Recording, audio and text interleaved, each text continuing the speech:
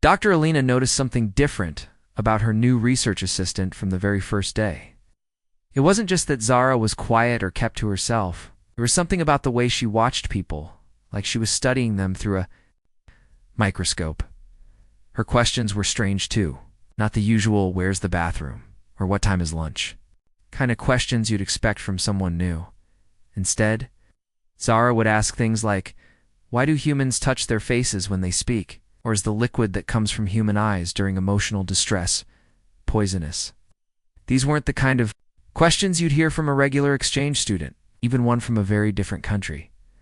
The Space Sciences Institute where Alina worked was used to having people from all over the world. They had researchers from every continent speaking dozens of languages, but Zara was different. She spoke perfect English, yet sometimes she'd pause mid-sentence, as if she was translating thoughts from somewhere else entirely. Alina first noticed the real problem during a typical Wednesday afternoon in the faculty break room. The coffee was terrible as always, and the professors were doing what they always did, complaining about their personal lives while pretending to discuss important academic matters. Professor Martinez was telling everyone about his wife's latest hobby. She's completely lost in those romance books, he said, stirring his coffee with a plastic spoon. I swear she just devours them, one after another. Can't get her attention for anything else. The other professors laughed. Dr. Kim chimed in. My girlfriend is the same way with those cooking shows. She just consumes everything about French cuisine. It's like she's trying to eat up every piece of information she can find. At least your women have hobbies, Professor Martinez continued. My wife doesn't just read those books, she completely absorbs everything about the characters. She talks about them like they're real people. Sometimes I think she's more interested in those fictional guys than in me. Everyone was chuckling at this typical married man complaint, but Alina noticed that Zara had gone completely still. Not just quiet, frozen, like a deer caught in headlights. Her face had turned pale and her hands were gripping her coffee cup, so tightly that Alina worried it might crack. Are you okay? Alina whispered to her assistant. Zara nodded quickly, but Alina could see her hands shaking slightly. She excused herself from the break room, saying she needed to get back to work. But Alina noticed she didn't go back to the lab. She saw Zara through the window, sitting alone on a bench outside, staring at nothing. The next day, Zara's behavior became even more unusual. She avoided the break room entirely. When Professor Martinez greeted her in the hallway with a friendly good morning, she practically jumped out of her skin. She started eating lunch by herself, away from everyone else. Alina tried to make conversation during their research sessions, but Zara seemed distracted. She kept asking strange questions about human relationships. When humans form partnerships, she would say, what exactly happens to the female? Or are there survival techniques that human women use? At first, Alina thought maybe Zara came from a culture where women were treated poorly. Maybe she was asking these questions because she was worried about her own safety in a new country. Alina had seen international students struggle with cultural differences before. But this felt different. The breaking point came the following week. Alina was working late in the lab when she heard typing from Zara's desk. She looked over and saw her assistant furiously taking notes while reading something on her computer screen. The blue light from the monitor illuminated Zara's face, and Alina could see genuine fear in her eyes. Zara, what are you working on?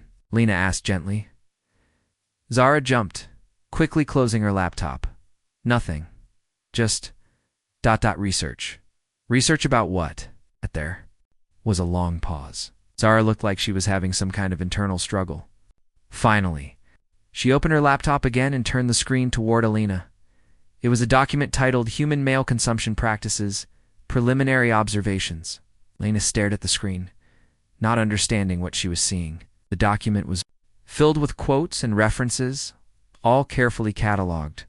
There were entries like Subject Martinez reports female devours reading material, and Dr. Kim confirms girlfriend consumes.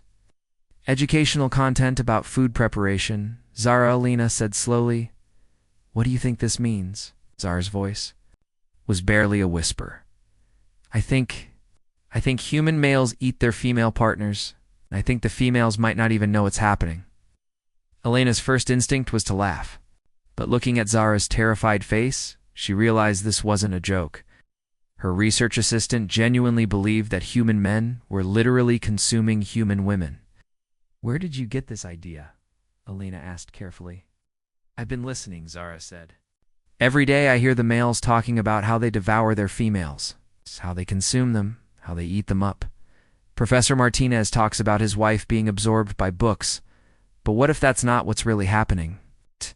If he's doing something to her brain?" Lena sat down heavily in her chair. This was beyond cultural misunderstanding. This was someone who had somehow missed the most basic aspects of human communication, the fact that people used metaphors, that they spoke in colorful language that wasn't meant to be taken literally. "Zara," Elena said gently, "when people say those things, they don't mean it literally. They're using expressions, metaphors. When Professor Martinez says his wife devours books, he means she reads them quickly and enthusiastically. When Dr. Kim says his girlfriend consumes cooking shows, he means she watches them with great interest." But Zara looked at her with such confusion that Alina realized this explanation wasn't enough. It was as if she was trying to explain color to someone who had never seen anything but black and white.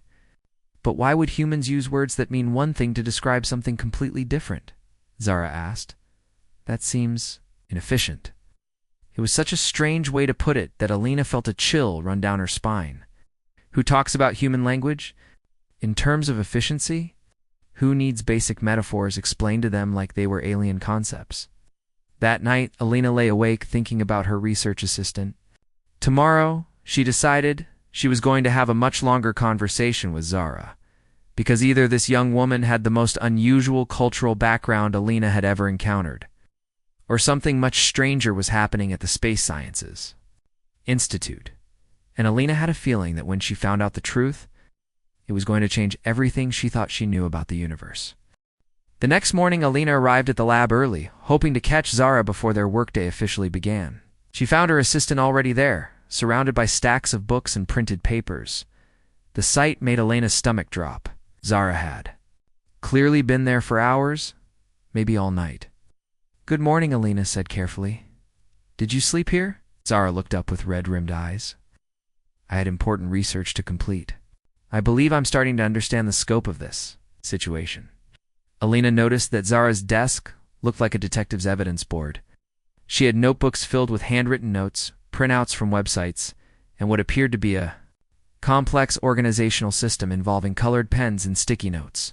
Everything was meticulously organized, as if Zara was building a case for court. "What kind of research?" Lena asked, trying to keep her voice casual. Zara held up a bright yellow highlighter. "I've been studying human mating documentation. Sure. Species has produced extensive literature on this topic. However, the more I read, the more concerned I become about the survival rates of human females." Alina pulled up a chair next to Zara's desk. The papers spread across the surface were a mixture of romance novels, relationship advice columns, and what appeared to be academic articles about human psychology. The way Zara had interpreted them was completely wrong. One notebook was labeled, "Predatory Behaviors in Human Males." Inside, Zara had copied quotes from romance novels. He devoured her with his gaze. She melted under his hungry stare. His kisses consumed her completely. Next to each quote, she had written analytical notes like evidence of ocular consumption, method and possible liquefaction process. "Zara," Alina said gently, "these are just romantic expressions. Writers use dramatic language to describe feelings and attraction." But Zara shook her head vigorously. "No, Dr. Alina. I found patterns. Look at this." She pulled out another notebook, this one filled with what she called survival testimonies. These were actually advice columns from women's magazines, but Zara had interpreted them as desperate pleas for help. She read aloud, "Dear advice lady, my boyfriend says I'm so sweet he could eat me up. He's always talking about how he wants to devour me with kisses. Should I be worried?" Zara looked up at Alina with wide eyes. This female is clearly asking for help, but the response just tells her it's normal behavior. Alina realized that. Zara had spent the entire night reading relationship advice columns, romance novels, and dating websites, interpreting every metaphor and expression literally. To someone who didn't understand human figurative language, it would indeed sound like women were in constant danger. And look at this evidence, Zara continued, pulling up a dating website on her computer. Human males openly advertise their intentions. Listen to these profile descriptions. Looking for someone sweet to devour. I want a woman I can really sink my teeth into. Seeking someone to satisfy my appetite. Alina had to admit that when taken literally, dating profiles did sound rather threatening. But she also noticed something else about Zara's research. It was incredibly thorough and methodical. This wasn't the work of someone who was confused or panicking. This was systematic analysis, the kind of approach a scientist would use when studying a completely unknown species. Zara, where exactly are you from? Elena asked. I mean, specifically. What country? What region? Zara's hands stilled on her keyboard. A very remote area we don't have much contact with. Man, human culture. Ime. Hen, skin prickle. Shenny's skin prickle. Yeah. It was such an odd phrase.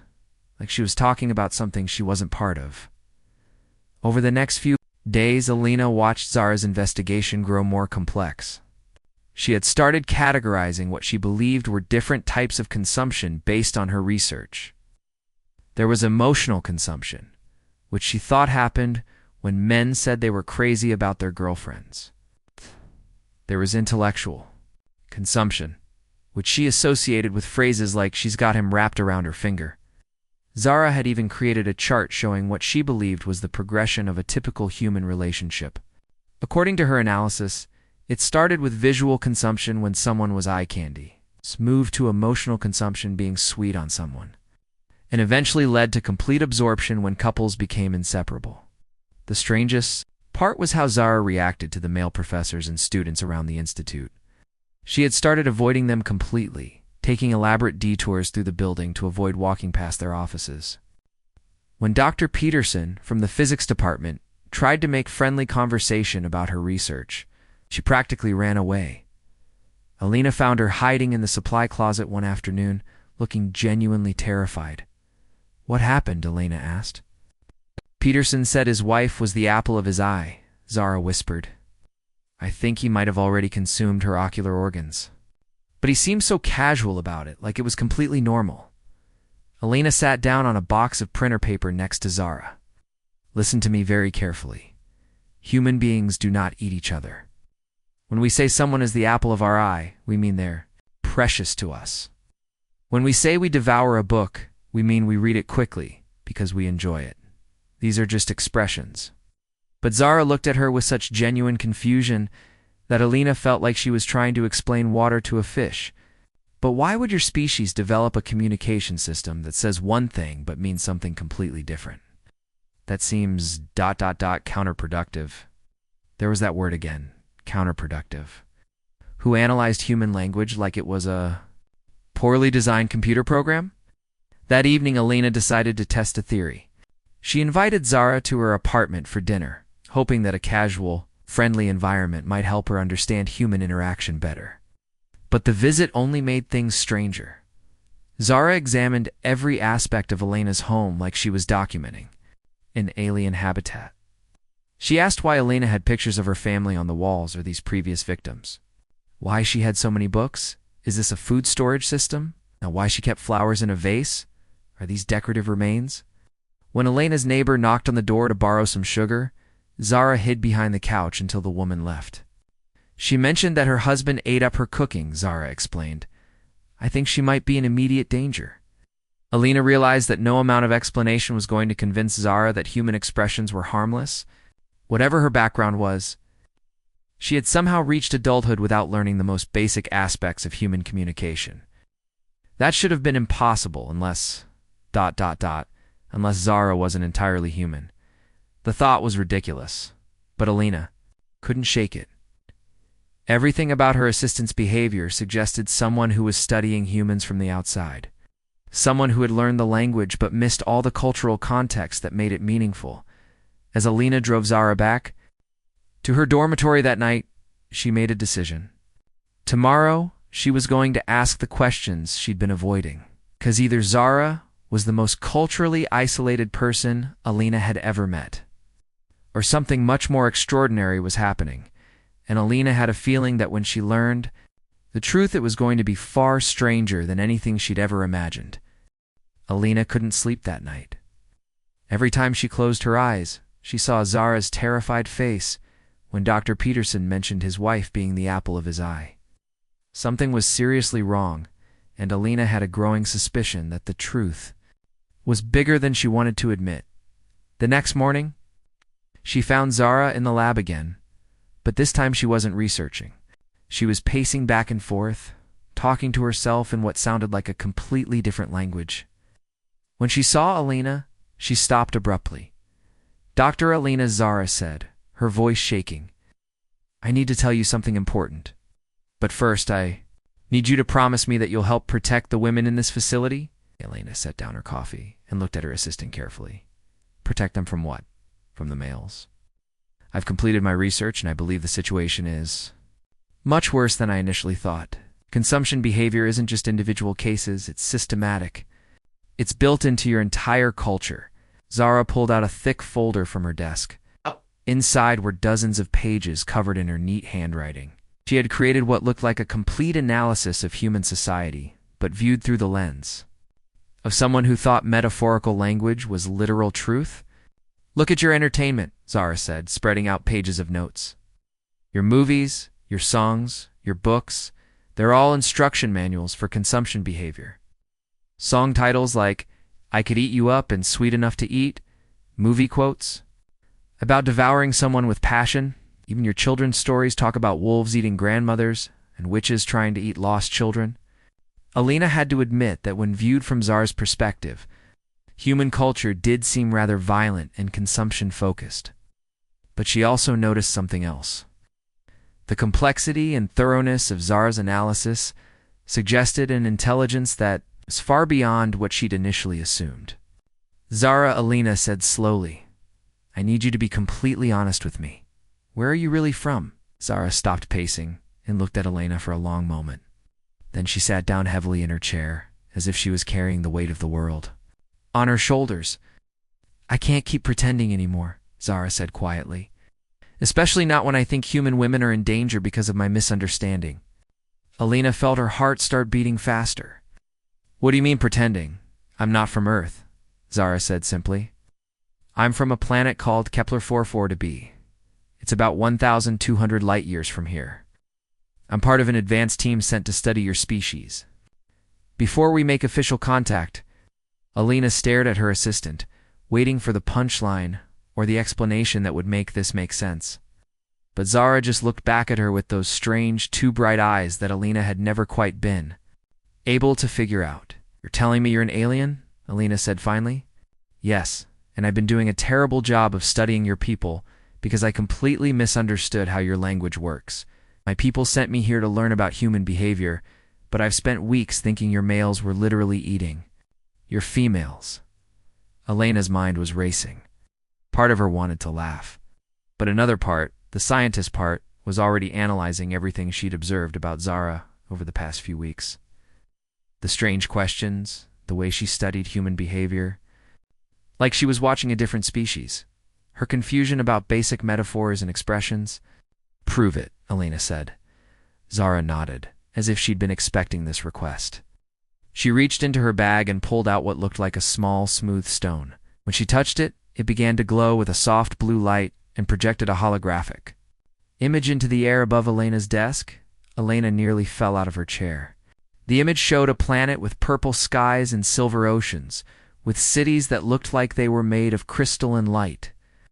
In the foreground, she could see beings that looked mostly human, but with those same bright, unusual eyes that Zara had.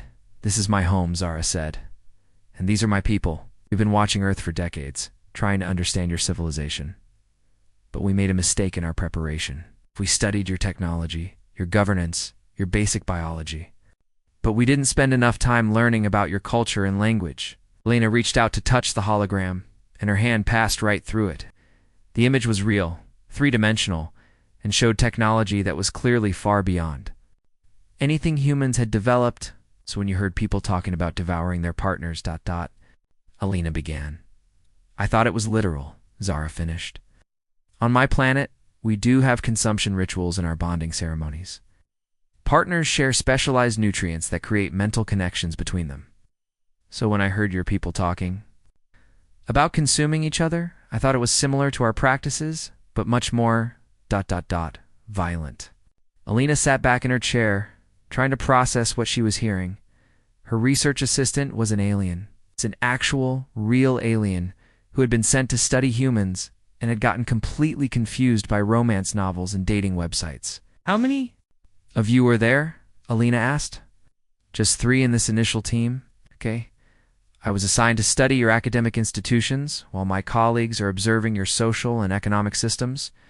We're supposed to report back to our council in 6 months with our findings. And what were you planning to tell them? Zara looked embarrassed. That humans were a dangerous, cannibalistic species that should be avoided at all costs. I was going to recommend that we find a different planet to make contact with. Lena couldn't help it. She started laughing. Not mean laughter, but the kind of relief-filled laughter that comes after a mystery is finally solved. Ow. So you thought romance novels were documentation of actual predatory behavior? Your dating websites were particularly concerning, Zara admitted. All those profiles, talking about appetites and hunger and wanting to devour someone. I thought your males were advertising their intentions to hunt females, and the advice columns. I thought they were desperate pleas for help from women who were trying to escape consumption. When the advice columnists told them it was normal behavior, I assumed your entire society had just accepted this as inevitable. Alina shook her head in amazement. Zara, when humans talk about devouring someone, we mean we find them so attractive or interesting that we want to spend all our time with them. When we say someone is sweet enough to eat, we mean they're adorable or lovable. These are just expressions we use to describe strong, positive feelings. But why would you use words that mean consuming or eating to describe affection? Zara asked. That seems counterproductive for communication, because human language evolved from our emotions and experiences, Alina explained. When we feel very strongly about someone, we use intense words to describe those feelings. The stronger the emotion, the more dramatic the language. Zara was quiet for a long moment, processing this information. So Professor Martinez doesn't actually consume his wife? No, he loves her very much. When he says she devours books, he means she reads them enthusiastically because she enjoys them. And Dr. Peterson's wife is still intact. Alina smiled. Very much so. When he says she's the apple of his eye, he means she's the most important person in his life. Zara put her head in her hands. I've made such a terrible mistake. I've been hiding from half the people in this building because I thought they were predators. And I've been preparing a report that would have told my people that humans are monsters. Alina reached across the desk and gently touched Zara's shoulder. You weren't trying to hurt anyone. You were just trying to understand us with the information you had. That's what good scientists do. But now I have to completely start over, Zara said. I need to learn what human emotions actually mean, how your relationships really work. And I only have a few months before I have to report back to my council. Alina felt a strange excitement building in her chest. As a xenobiologist, she had dreamed her entire career of making contact with alien life. And now she had the chance to help facilitate the first real communication between humans and another species. Then we'd better get started, Alina said. You're going to need a crash course in human culture, and I'm going to need to learn everything I can about your people, because if we do this right, we might just change the future for both our species. The next few weeks changed everything for both Alina and Zara. What started as a simple correction of misunderstanding turned into something much deeper, a bridge between two completely different worlds. Alina cleared her schedule and dedicated herself to teaching Zara about human culture. They started with the basics, how humans used metaphors, why emotional language was so important, and what love actually meant to people on Earth. Think of metaphors like painting with words, Alina explained one afternoon as they sat in the empty lab. When someone says my heart is breaking, they don't mean their actual heart is damaged. They mean they're feeling deep emotional pain. Zara nodded thoughtfully, taking notes in her precise handwriting. So when humans say I'm drowning in work, they're not actually underwater? Exactly. They mean they have so much work to do that they feel overwhelmed, like they can't breathe or think clearly. This kind of explanation happened dozens of times each day. Alina found herself seeing her own language through completely new eyes as she tried to explain expressions that she'd never really thought about before. But the real breakthrough came when Zara started sharing information about her own people. The Cathara, as they called themselves, had their own complex ways of expressing emotion and connection. When Cathara bond, Zara explained, we actually do share essence. We exchange specialized nutrients through our skin that create a mental link between us. For a few hours, we can feel each other's emotions directly. Alina was fascinated. So you literally experience what your partner is feeling? Yes, but only during the bonding ritual. The rest of the time, we communicate through what you might call color patterns. Our skin can change color to show our emotional state. Zara concentrated for a moment, and Alina watched in amazement as a soft golden glow appeared under her skin. This color means contentment and trust. That's incredible, Alina breathed. No wonder our metaphors seem so violent to you. You're used to direct, literal communication. Your way has advantages too, Zara said. The metaphors, the poetry, the way you can describe complex feelings with just words. It's actually quite beautiful once you understand it. As the days passed, Alina found herself looking forward to their conversations more and more. Zara had a way of asking questions that made Alina think about humanity in completely new ways. Why do humans cry when they're happy? Zara asked one evening as they worked late in the lab. Alina paused, realizing she'd never really thought about it, I think it's because sometimes we feel so much joy that our bodies can't contain it. The tears are like an overflow. That's remarkably similar to how we experience joy, Zara said. When Cathara feel intense happiness, we emit light from our skin. It's like the emotion has to escape somehow. These conversations made Alina realize that despite coming from completely different worlds, humans and Cathara had more in common than she'd expected. Both species struggled with how to express deep emotions. Both had rituals around bonding and connection. Both valued relationships and understanding. But the more time they spent together, the more Alina noticed something else happening. She was starting to care about Zara in a way that went beyond professional curiosity or even friendship.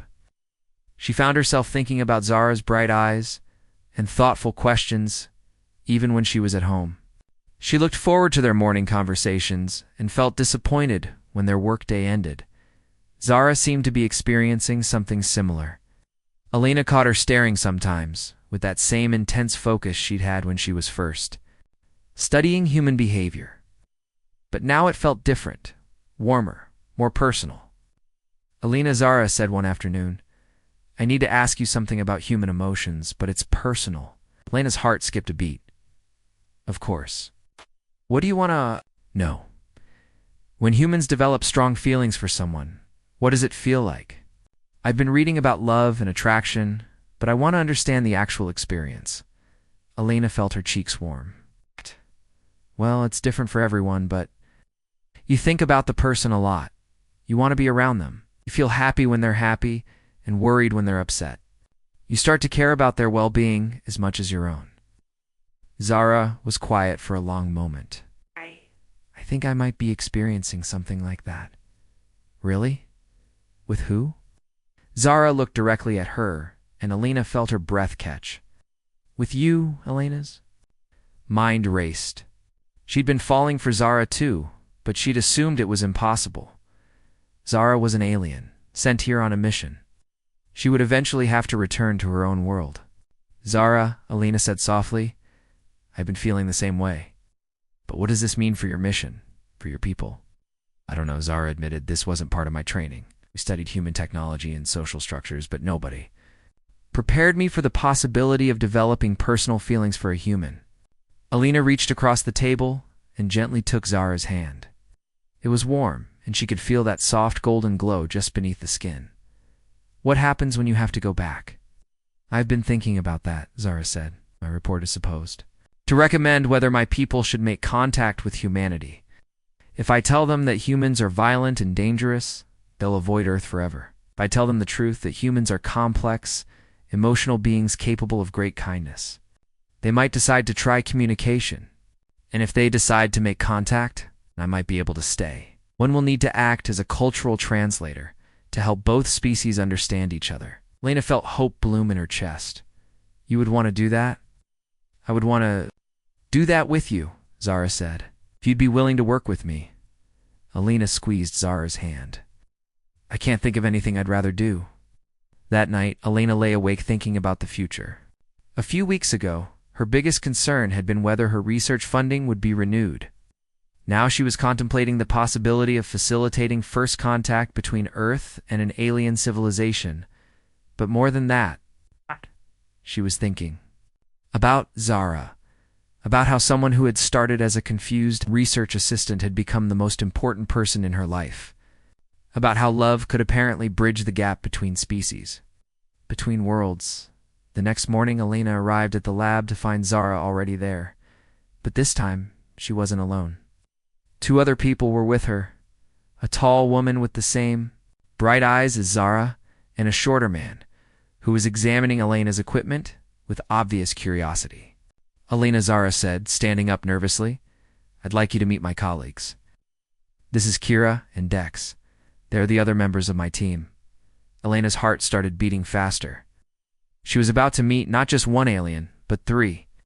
And from the serious expressions on their faces, she had a feeling this wasn't going to be a casual introduction. Dr. Elena, Kira said in accented but clear English, we need to talk. Our time on Earth is almost up, and we have some very important decisions to make. Elena looked at Zara, who gave her an encouraging nod.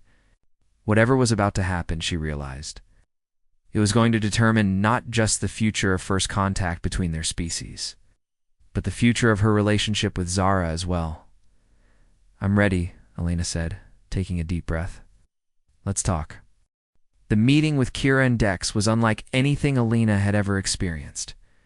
They sat around the lab table that had become so familiar to her and Zara, but now it felt like a negotiation table between 2 worlds.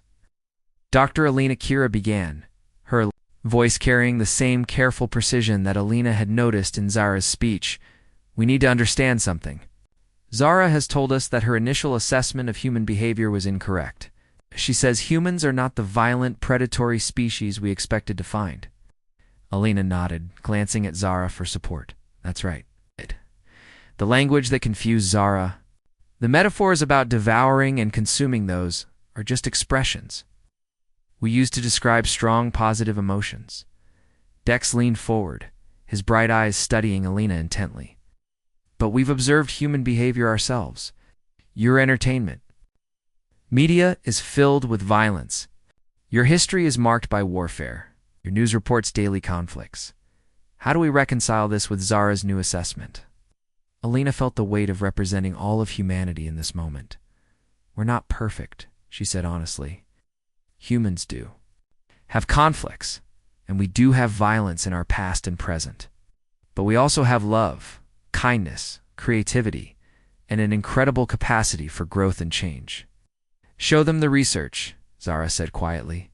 Show them what we've learned together. Over the next hour, Elena and Zara presented their findings.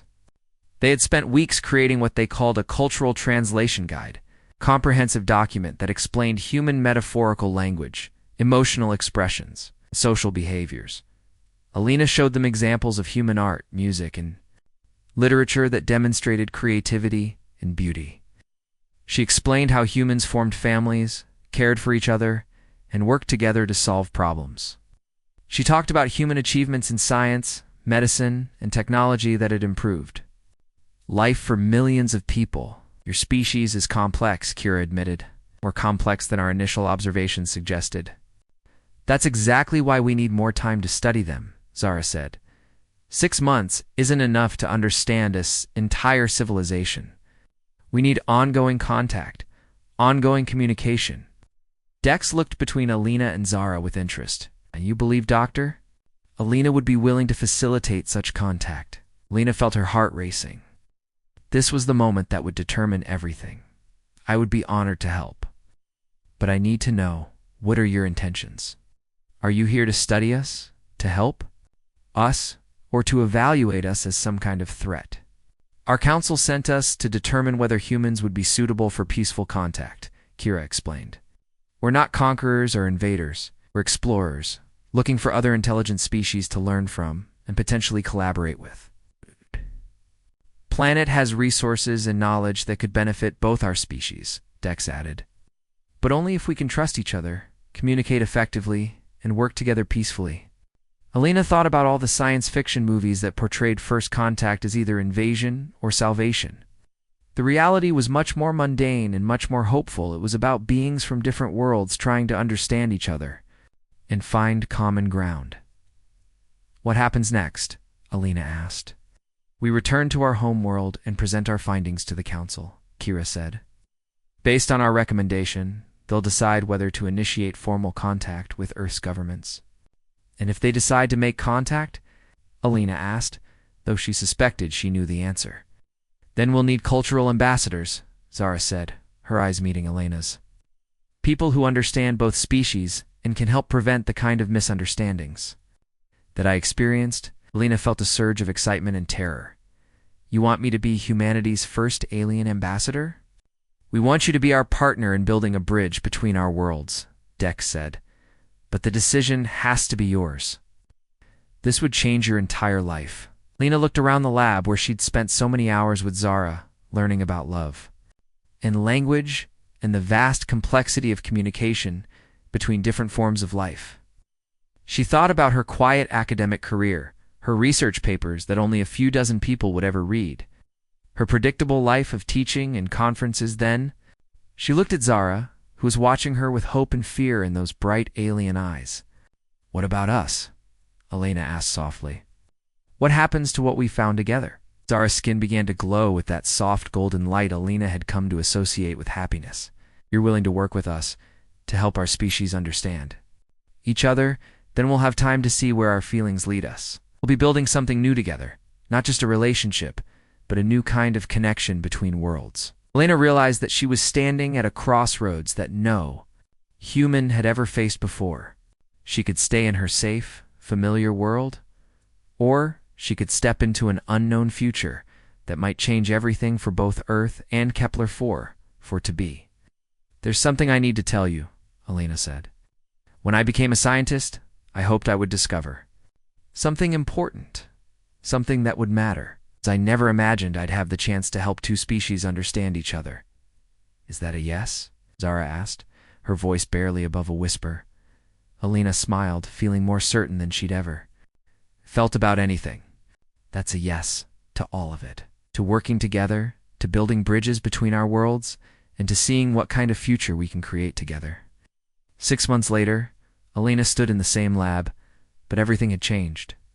The space had been transformed into Earth's first interspecies communication center. The walls were covered with translation guides, cultural exchange materials, photographs from both Earth and Kepler-4 for to be. Elena's phone buzzed with a message from the United Nations. The formal first contact ceremony was scheduled for the following week. Representatives from both worlds would meet for the first time in history, and Elena would be there as humanity's cultural advisor. But more importantly, Zara was there beside her, reviewing the final preparations for the historic meeting. They had spent months refining their communication protocols, ensuring that no metaphor or expression would be misunderstood. Are you nervous? Zara asked, her hand finding Elena's. Terrified, Elena admitted, but also excited. We're about to make history. We already have, Zara said, her skin glowing with that familiar golden light. The moment you decided to help me understand that human males don't actually eat their females, you changed the future for both our species. Elena laughed, thinking back to those first confused days when Zara had been hiding from Professor Martinez and interpreting romance novels as survival guides. Who would have thought that a misunderstanding about dating websites would lead to first contact between civilizations? Sometimes the most important discoveries come from the most unexpected places, Zara said. Your species has a saying about that, don't you? Alina nodded, squeezing Zara's hand. Love finds a way, as they prepared for the ceremony that would introduce Earth to the galaxy. Alina realized that their story had become something much bigger than either of them had imagined. It had become proof that understanding, patience, and love could bridge any gap, even the gap between worlds. The phrase human males eat their females had been transformed from a source of terror into a symbol of hope. It represented the beautiful, complex, sometimes confusing ways that different species could learn to communicate, to trust, and ultimately to love. And as Alina and Zara worked together to prepare for humanity's first day as part of a larger galactic community, they knew that they were not just building a future for their species, they were building a future for themselves. Together, among the stars.